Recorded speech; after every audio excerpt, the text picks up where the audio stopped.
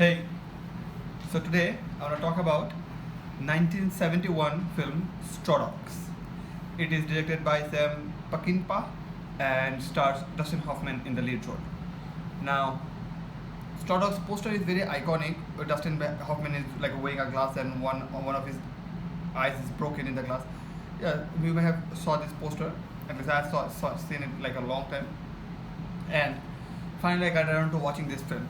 Now I think right off the bat, without spoiling anything, the way you should be going into the mindset of this film is that Home Alone was actually based on this as a child and a kids movie. So you can see how the third act and the how the film's gonna roll around in the end. That being said, it's a very mild mannered similarities between these two films because at its core, Home Alone and Straw Dogs are like the complete polar opposite of films. Now, Straw Dogs stars Dustin Hoffman as a mathematician who gets a grant in England, and he kind of moves there with his wife. Her wife is from that native area, and when he gets there, just like the whole town is just bad vibe for them, and a lot of things start to happen that just kind of makes their whole life hell, and at the end it culminates in a whole big bang of a Home Alone-esque fairy glory, though we should be saying Home Alone as a straw dog glory. I digress. Now, this film is actually in the era of those time when Hollywood was getting very different. Like from the 50s, 60s, there was being a very stark counterculture movement that's also been happening politically and geographically like everywhere, and Hollywood wasn't immune to it. So a lot of violent films or quote unquote regressive films were coming, and singularly in 1971 there was French Connection, Clockwork Orange, Dirty Harry, and this, and a lot of people were kind of very dogmatic about the rise of violence in film and stuff like that. So of course, in this day and age, it's not nearly as violent as what we have been used to, or depends on what kind of film you are seeing. But this film is wacky. This film is something that would definitely only get made in the 70s. You can't make this now. Even though they remade in 2011, and I don't intend to watch that film, so I just went through the premise of that film.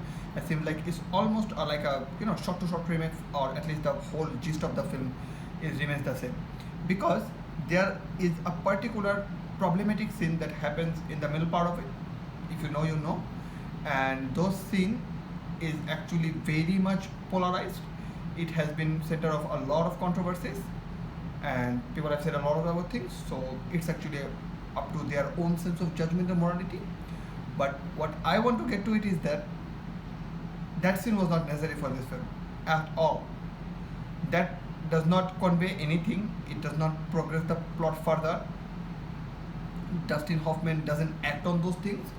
Dustin Hoffman this film's last big huzzah is completely devoid of this. The third act kind of hones in around the end of the second act. So I don't know why they did that, and I don't know if anybody kind of criticized it like that, but it feels like this is could be a valid point. They didn't need to have that middle part shocker because the film was going absolutely fine.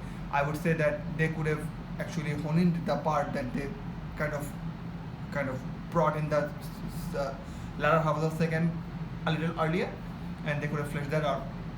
And one thing I want to say about Straw Dogs, that you can like or dislike, depends on your taste, but this film I feel like has no morality. None of the characters have good morals. Nobody is kind of a what you'd call a good person or have good intentions.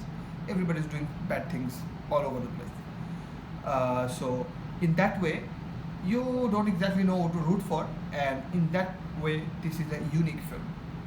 Now, Straw Dogs definitely has its own cult following now, and people who watch it actually like it, and the revisionist criticism have kind of changed.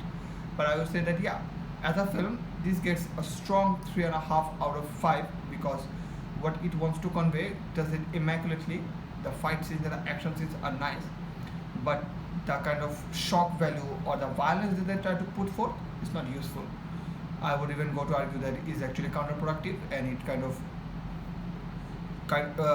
gravity gravitates your attention into a different thing, and your ending doesn't come from there. So I would say that it's not a very good way to progress things. I would have liked things to happen much more linearly. So in that way, you should watch this film with caution. If you can, just I don't just get a gist of and a feel of how this film is. And I've all told you the pros and cons of this film. So in that way, I guess you could make up your mind. But I would say that no, I wouldn't actively endorse it or recommend this film. This film is a series what it is. It's a 1971 forgotten film by Dustin Hoffman, because way better films like French Connection and Clockwork Orange has come that year, and even Dirty Harry. So of course this film got lost in a shuffle. But if you have seen all of those and you want something of similar taste in that era, you can watch it there.